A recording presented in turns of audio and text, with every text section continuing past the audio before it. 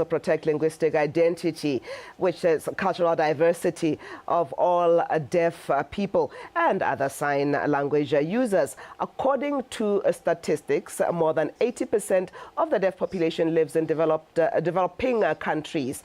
Collectively, they use more than 300 sign languages. So this calls for inclusive education. It calls for access to public services and also a recognition of sign languages as equally spoken languages.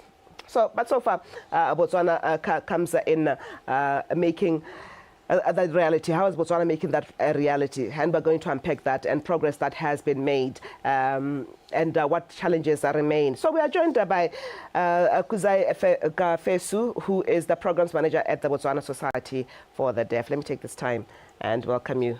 Very good morning to you. Thank you for joining us this morning. Thank you very much, and thank you for having me. Right. So we tried to research and find out exactly what are the issues surrounding people, surrounding the deaf. And I want to give you this opportunity, and also as an organization of advocacy, to spell them out. What are the issues today when we're talking about members of society who are deaf? Maybe before I get into that, let me introduce myself again. I'm Kudzai Kafesu, Programs Manager at Botswana Society for the Deaf. Our organization has been in existence since 1979, pushing deaf advocacy and empowerment. We are there to make sure that the rights and welfare of the deaf in Botswana are taken care of. So in a nutshell, that's what we do. That's our business. So there are plenty of issues when it comes to issues of sign language. Right. The first is maybe the issue of recognizability in many jurisdictions. That would be one of the big things. So the moment you don't recognize people's language, then you might as well be not recognizing their culture and identity. Their culture and identity as well. So that's the major thing, which is an infringement of the people's rights, their rights. Help us understand, Kafesu, what is the situation as regards sign language or sign languages? What is the reality of sign languages? Is it a universal language, or are there the peculiarities according to geographical territory, or according to what else? Sign language is not one language. It's just like we have the Bantu languages in Southern Africa. Somebody speaking in Kalanga can relate very well to somebody speaking in Shona, to somebody speaking in Tswana. There are commonalities, but it is not one language. So even within a territory like Botswana, you find those coming from the northern part of Botswana and those coming from the southern part of Botswana have slight variances, which in our spoken language we could attribute to dialects. Right. So those are the differences that you have there. But in general, you get the deaf get to understand each other when they meet, even though they speak variations of sign language. Does that variation pose any challenges when it comes to, yes, communicating inclusivity and also taking into cognizance that those people's cultures would, well, language and recognizing their language also represents their cultures be included. So does the fact that the sign has variances pose any challenges? Not really. It doesn't really pose challenges to the deaf themselves. Okay. Yes. Okay. So let's talk then about what the day aims to achieve. Recognizing internet or commemorating International Sign Language Day. What are the objectives of this day? In commemorating International Sign Languages Day, it is a recognition of a people's language, of a people's culture, and a people's identity. It is an expression of the people's right to speak in their natural language. So that's basically the importance of this day. How long have we been commemorating this day globally? I wouldn't give the... So it has been for some time. Yes. Let's perhaps look at this year. What theme are we going with? Because that will speak to the current challenges. What is the theme this year? This year, the World Federation for the Deaf has chosen sign language rights, human rights, as what they're going with. Okay, so I'll take it back to us in Botswana. What is it that we are doing towards this recognition? And we also speak to globally what perhaps are the instruments that we have signed up for or we have ratified that are speaking to this right. What is happening in Botswana? Botswana has made quite a lot of progress in terms of recognition of sign language. It's in terms of the fact that as we speak today, we have a sign language interpreter is a big step. We have also allowed sign language interpreters in schools, and sign language interpreters are recognized even when you get to court, health, health facilities, facilities and so on. But let's talk about the full extent of that in terms of the efficiency or sufficiency of this, this provision. Let's start with schools. How well spread, how many schools do we have that recognize or teach a sign language, and is that sufficient, or where are the shortcomings? Well, as far as I know, so long there's an individual who's deaf in schools, there's provision for a sign language interpreter. It's not enough, and probably our teachers as well maybe need more training in, for them to be more fluent in sign language. As a society, we do run 2 schools for the deaf, one in Francistown, one in Ramutsa, where all the learners are deaf. So there is room for improvement when it comes to provision of interpreter services, sign language interpreting, and so on. But because I'm also just thinking it probably would pose a challenge which is similar to, though, let's say at children, at school-going children's age.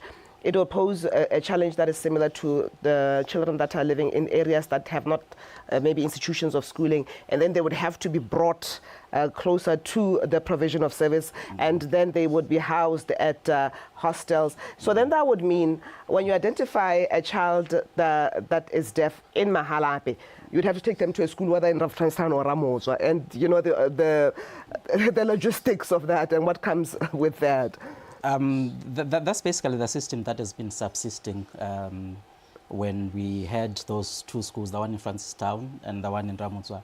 But these days, the government is a bit more forthcoming in terms of provision of support systems in the classroom. So it's not necessarily that the student would have to go to any of the 2 institutions. They might proceed in the institution nearest to their place, so long they have provision for a sign language interpreter. The government these days, the education system allows for scribes, allows for teacher aides who are supporting learners in the classroom. So in that regard, the country has made quite a lot of progress, but maybe not as much as we would love to see. Okay, but are we standardized, or what version of sign do we use in Botswana, or is there standard sign for Botswana? Well, what we practice is Botswana Sign Language, which is an offshoot from the American Sign Language. So it speaks English? No, sign language is a language on its own. It's a language what I mean is, can a sign interpreter interpret Setswana? Yes. Or Sekalaka? Sign language is just basically putting across concepts. So, for example, the concept of a man, monna, morume, whatever way you may present it, is still the same. You would have to go to maybe the chin to show that you're talking about a male figure. If you're talking about a female, it's either you're going to the ears to show the earrings, or you're going to the chest. You know, so it's sign language is basically concept-based. It's not in any language. It's a language in its own right. Fantastic. So then beyond the institutions of learning or education, you also mentioned which area of society that is that is recognizing the need to be inclusive of the deaf. You mentioned health. I think I want you to go back there and then unpack what is in place in those segments of society. Yeah. So in the health sector, individuals are deaf are allowed to come along with a sign language interpreter. In the justice system, it's the same, though that comes with challenges as well. So we are at the level of getting sign language interpreters, but at the same time, we also infringe in a way on the rights of the deaf. Yeah. I go to the doctor, they want to explain in full, maybe show the doctor what is actually happening with them. As an interpreter, I'm there. Yeah. I'm not a doctor. Yeah. And what it means is the issue of confidentiality, doctor-patient confidentiality is lost there. So what we want, what we advocate for, is for a world, for a Botswana, where each and every individual can communicate to the individual who is deaf. So that would mean the rest of society then to learn to communicate in sign. As a stopgap measure, we have sign language interpreters for now. Yeah. But eventually we need to learn the language. So what are you advising in terms of attaining the ideal? We need as a society to move towards recognizing, well, to start off maybe, I'll give an example. Zimbabwe has done it, South Africa has done it. Exactly what have they done? They have recognized sign language as an official or a national language. It's amongst their list of languages. So as one popular politician in the past said, if Zimbabwe did it, if South Africa did it, why can't we did it too? But no, we're not. Why can't we do it too? Yeah. So that's the first step. Recognize sign language as a language amongst the other languages in Botswana. Then we roll out a curriculum, teach sign language in the schools, teach sign language in every other area, and in every other aspect of life. Yeah. And then once everybody, it becomes a natural language for everybody, then we become an inclusive society. Everybody is able to communicate with everybody else without need for, to call out individuals to assist. Okay, let's talk about the day of commemoration. Yes. What is happening? For us as Botswana Society for the Deaf, what we do is we do, in schools, we have events that are done. So that's happening today? Yes. Okay. We have events that are happening in schools. We do public awareness campaigns. We try and teach sign language. We teach sign language to corporate bodies and so on. But for us, this all culminates in the 25th of September. Please mark the place, Letlakeng. Okay. That's where we'll be celebrating the day with the Letlakeng community. So that's where we will be celebrating International Day of Sign Language and Deaf Awareness Week.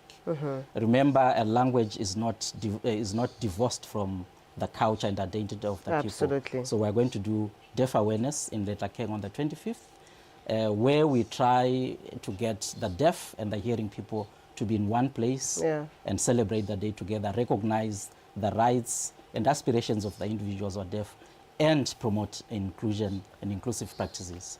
Do you know one of the challenges that society faces generally is identifying that, especially the early childhood, that the child is deaf? Because sometimes some children develop slower than others, and is there a challenge in recognizing or identifying a child is deaf? Does it come with challenges, in terms of getting them the right support in time? Sometimes we would think that so let's speak to that. Yeah.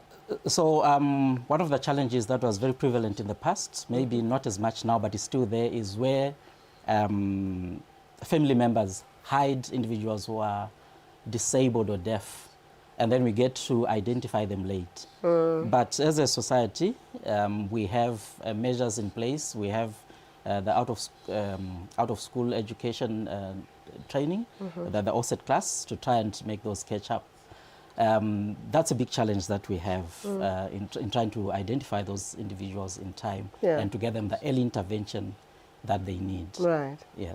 So beyond just the fact of being an inclusive society, we also appreciate that learning any new language there's so much wealth in that. If I'm speaking Setswana and I'm learning French, there's just so much wealth in that. But what are the opportunities for individuals that are interested in society to be able to learn a sign, to be able to communicate with other members of society, but then also just to be that much richer by being a more communicative person? Where are the institutions for sign language? Well, I'll speak of my own my own organization. We do offer HRDC and BQA accredited courses, level 1, level 2, level 3.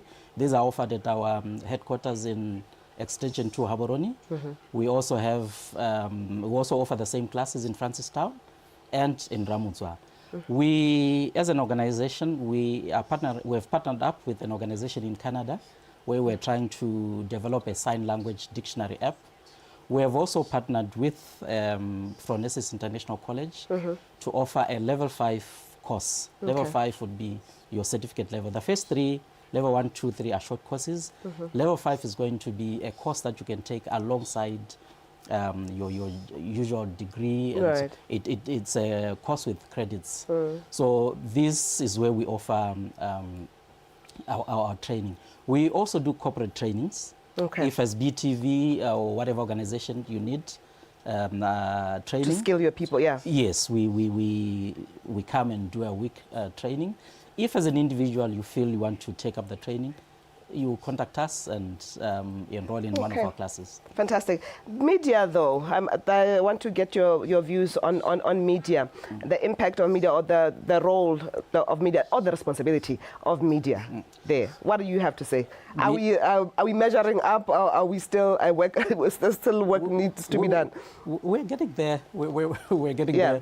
Media carries a great responsibility because information is spread by the media, passes through media, and is distributed. So it's you as the media that chooses what is heard by the people in a way. Right. So for us as the deaf community, we would love a situation where every news item is interpreted in sign language, every emergency bulletin, every public event has sign language interpreting.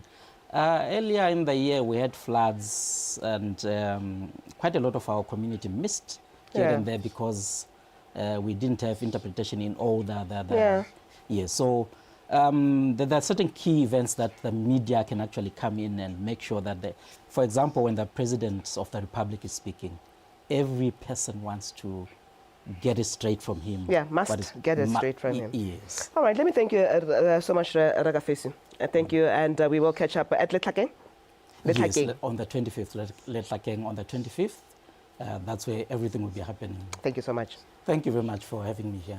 All right, so today is, 23rd, is the International Day of Sign Languages. So what Botswana will do is commemorate this day on the 25th of September. And the programs manager at the Botswana Society for the Deaf, Kafesu, was here to just share what the issues are around being inclusive, affording those that are deaf in our community a right of recognition of also their culture, and also speaking to policy around this, and perhaps where the nation should be focusing on, and commenting on the fact that yes, there are efforts in country, but perhaps it's still a work in progress.